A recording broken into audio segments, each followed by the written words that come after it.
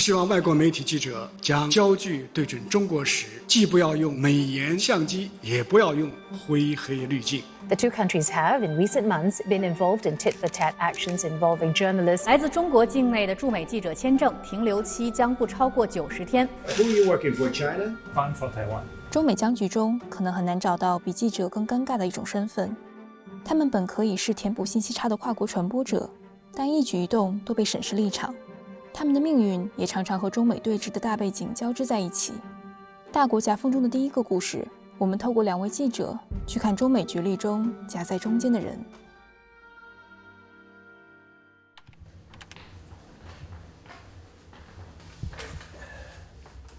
My name is Paul Mooney, and I was in China for 18 consecutive years. I've always been interested in China. When I was in university, I majored in East Asian studies. Then I did grad school, and I'd gone to Taiwan, and that's where I started my freelance career. And 5 years in Taiwan, 5 years in Hong Kong, and then moved to Beijing, which was my goal all the time, was to work in China. I first reported on China in 1989 during the June 4th crackdown. I've written for Reuters, The Washington Post, Asia Week, a lot of different newspapers and magazines. Here are all my notebooks. It goes back to 1985. I probably have more in some boxes, but you can see I've got all the reporting I did over the years. 在中国的10几年中，木易人追过不少大新闻，但他最引以为傲的是他离开北上广，去到中国的角角落落做的那些弱势群体的故事。这其中包括残障人士、艾滋病患者，还有被拐儿童。The story about the lost boys, the kids who were kidnapped to work in the kilns. We drove about 5 hours into Hebei province, and we visited a farmer whose son had disappeared a year earlier, 15 years old. The Chinese media was told not to report on this story anymore, and so they were happy to have any kind of exposure that they could get, so they welcomed me. He's got one color photo of his son that when he travels, he hands it out to everybody, and the mother's crying here. Yeah, here she is holding. It's the only photo they have of their son. Can you imagine? We spent several days in the countryside. We visited brick kilns. They looked for their own children. We drove into the town, and then the police surrounded us. They didn't bother me, but they kept grabbing my colleague's wrist and saying, let's go have some tea. Finally, we were able to get a vehicle that had just 3 wheels. We jumped on it and rode out to the highway, and there we were able to flag down a bus to the airport. But, what's interesting is that these were illegal kilns. People are breaking the law, but they go after the farmers who are looking for their children and journalists who are trying to report on the story. 木易人有很多中国记者朋友，他说本地记者帮助他更好地了解中国，但他也意识到他和他们面对着不同的挑战。A lot of my Chinese journalist friends said to me that they envied me because I could do the stories that they couldn't do. People realized the Chinese media couldn't do much for them, and so they sought out the Western reporters. But, Chinese reporters also very enterprising. There were a group of investigative reporters, but the problem was that they were always kind of banging their head against the wall. For me, I could just keep going. Maybe the government would slap me on the wrist or I'd get criticized. But for them, some of them ended up in jail or getting fired from their jobs. It was much harder for them.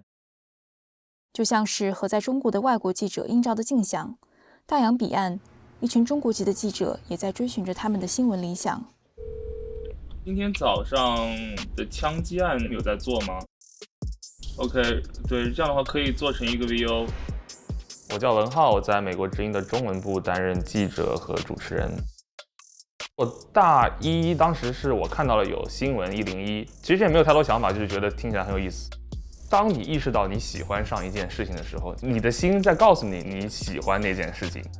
作为外国人，我在美国学新闻，然后我去报道的时候，我心里会有一种负担，会觉得我是外国人，我是不是问的问题会很蠢？上研究生的时候，有一个教授，特别感谢他，因为那堂课是让我们去 cover 最高法院的一些案件吧。我说我是外国人，就是很多你们这些法律的一些东西啊，或者是我可能不太懂。他当时就跟我说，哦，你是外国人，所以你永远是有一个 fresh perspective。那是我第一次意识到，哦，我可以这样看问题啊！对啊，就是我看待事情的角度跟美国本地人是不一样的。反歧视、反仇恨成为今年亚太与传统乐的重要议题之一。我们自从那件事之后，我就意识到我自认为的劣势其实可以是我的优势。加州吧当时只有3位韩裔的工作人员被枪杀，新冠病毒而死亡的总人数呢也是来到了25.7万人。有关美国大选舞弊的虚假信息，一开始你会觉得翻墙之后看到的一定是一个很真实的世界，但很多时候你发现翻墙之后你看到的是不同版本的谣言而已。大选期间，当时的谣言数量狂增，我们也已经占领了国会。谣言在中文圈已经促使到了真的有人去冲击国会山，意识到这件事情太严重了，我一定要找个契机来写一篇报道。所以我就开始找了一些 Telegram 的，他们叫自己真相群，我通通加入了他们，就关注他们每天在说什么。将调查和采访汇总后，文浩发表了这篇关于中文谣言的报道。报道一出，并在墙外平台引起了讨论。有保守派指责文章是中国的外宣，反观他另一篇比较中美种族问题的报道，评论却都在指责文章对中国的少数民族政策抱有敌意，是反华报道。明明是同一位记者，反华和反美的帽子都争相扣在他的头上。我只想报道我认为有价值的故事，无论这个故事报道出来之后，一半人认为我在表扬美国，一半人认为我在贬低美国，这对于我作为记者来说，这不是我要关注的事，这也不是我应该要关注的事。如果我的报道出来之后，大家不太清楚这个记者本人到底是怎么想的，那是最好的啊，因为我只是在呈现我收集了、分析、辨认之后的信息。我去选题的一些报道都是我认为有兴趣，我认为他这件事很有意思，就仅此而已。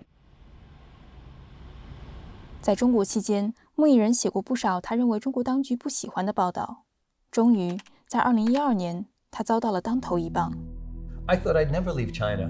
I was refused a visa in 2012. I was offered a job with Reuters in Beijing, and the Chinese government never gave a reason. They just said I, was in accordance with Chinese law. But I'd written a lot about human rights and politics, so I can assume that was the reason. I couldn't go back to do it, so my wife packed everything up. We filled up half a container with what we could afford, and my wife and our dog flew back. There'll always be a kind of a pain in my heart about this. I didn't get to say goodbye to friends. There were quite a few Chinese friends that I just knew on the street. They were shop owners, they were, workers and stuff that I talked to every day, and they probably have no idea. Our whole lives evolved around China. It was almost like my second home. It's a bitter pill to take that you kind of all of a sudden you're banned from going back. 2020年，文浩也险些因为签证问题离开美国。7月初，前总统川普派的掌管美国之音的最高的领导人不给任何的外国记者续你的签证。环球时报发表雄文，这些在美国之音卖国的中国人要被赶回中国了，哈哈哈。当时就很紧张啊，你毕竟报道的都是敏感话题，你会认为美国之音给了你一个安全的地方来做这些新闻报道，一个可以实践新闻自由的地方，然后突然他们说，哦，不好意思，我们觉得你没什么价值，你们走吧。一方面是情感上觉得你受到了背叛，另外一方面你肯定要为自己的身份担忧。文浩的签证问题发生在美国之音内部，有其特殊性。拒批签证也并非针对中国记者，但不可忽视的是大背景里中美剑拔弩张，中国国籍身份的确为美国之音记者迎来了不少猜忌。就像美国前国务卿蓬佩奥在美国之音的一次演讲中，暗指该机构雇佣了太多中国人。VOA was rubber stamping J1 visas for foreign nationals, including some from communist China. 而几乎在同一时间，中美媒体战也打得如火如荼。不少中国籍记者虽与文浩情况不同，但也因中美的敌对态势而面临签证的不确定性。虽然美国最初瞄准的是被视为喉舌的几家官媒，但在中方驱逐《纽约时报》等媒体的记者后，2020年5月，美国宣布将中国大陆记者的工作签证有效期缩短至90天。虽然90天后可以续签，但并无保证。这一政策波及到了为中国民办媒体和外国媒体工作的中国籍雇员，让他们成为了附带损害。我们采访了几位不愿具名的受到影响的非官媒记者，他们中有人说，这3个月的期限就像是悬在中国记者头上的一把刀，让当事人感觉随时可能落下。一位曾经报道中美关系的记者说，我对新冷战、加速、脱钩这类讨论甚至听得有些疲惫，没想到加速会加到自己头上，脱钩会拖到自己身上。一名为外媒工作的记者如此总结这段经历，我们的人生成了两国政治棋局的棋子，真是荒唐。除了这些非官方背景记者，几家国有媒体也因为被列为外国使团而不得不缩减中国雇员。一些在美国生活多年的国媒记者或匆忙撤走，或被迫离职。环球时报等媒体对他们的遭遇义愤填膺，不吝同情。这些穆裔人都看在眼里，别有一番滋味。When my visa was rejected, the State Department called me up and spoke to me on the phone. I remember saying to them, maybe we need to do the same thing. And they said, no, we don't want to do that because, the American government believes there should be a level playing field, and we don't want to discourage, freedom of expression or freedom of media. But, the point is that China's been doing this for decades. The rest of the world has been at a disadvantage, so there's never been a level playing field. And I remember Hu Xijin from the Global Times was outraged, said, this is terrible, how can you do this to journalists? But when we were being kicked out, Ministry of Foreign Affairs applauded it. Hu Xijin was silent. So it seems to me really absurd that people in the Chinese government and in the state media think it's outrageous that Chinese journalists are limited, but never say a word when it's an American or a European journalist. 对外媒被驱逐冷眼旁观的不只是中国政府和官媒。外媒这两个字在中国几乎总伴随着虚假、抹黑、别有用心这些词出现。从08年流传的那句“做人不要太 CNN”， 到近些年来在中国网民心中几乎成为反华代表的 BBC， 这些对外媒的不信任，在去年的河南洪灾后彻底爆发。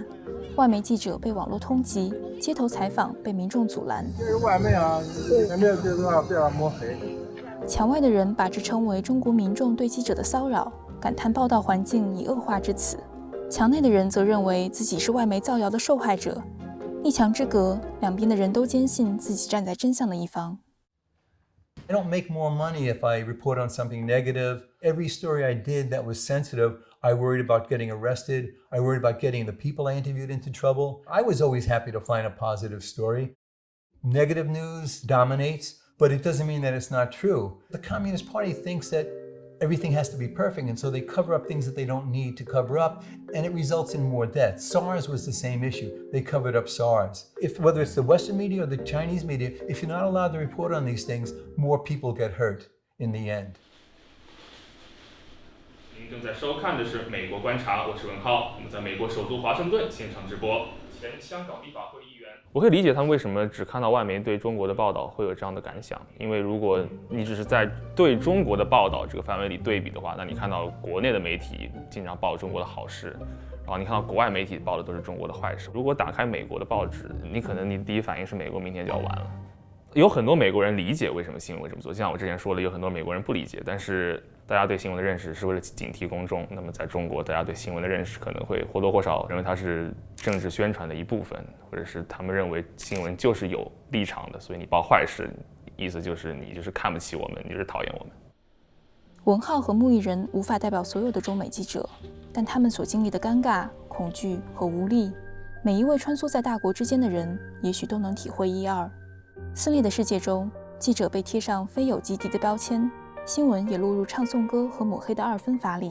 I mean, most of my reporter friends love China. There are some reporters that come in for 3 years and they leave, they study Chinese 6 months.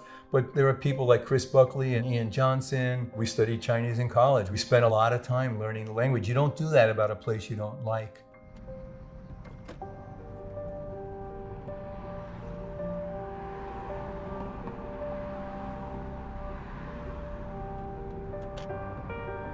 同中方共同努力，为两国媒体在对方国家工作生活持续创造有利条件。我们都是大国竞争的炮灰，就像哥斯拉大战金刚，一只大恐龙跟一只大猩猩打架，就是一边是美国，一边是中国，然后我们只是他们脚下不小心踩死的那些人而已。从旁观者的角度说，他们很乐意看这两只巨大的怪兽相互搏斗，但因为他是旁观者。但当你发现你是他们脚下可能会随时会被踩死的人的时候，你的心态、你的感受是完全不一样的。My visa was rejected at the time Xi Jinping was just coming to power, and that's when he started the real crackdown on the media. Things had been getting bad after I left. I've had journalists say to me that I didn't do a certain story because I didn't want to lose my visa. We're having less journalists in China.And then we're going to have people in China that don't want to be kicked out. 就会变成了美国跟中国的公众都无法了解另外一方到底在发生着什么。那么在你知道对方是威胁，同时你不知道对方到底在干嘛的时候，我认为这样的恐惧会被扩大很多。当你的恐惧被扩大的时候，那你自然会做出很多非理性的决策。说到底，最后受伤的还是被夹在中间的人。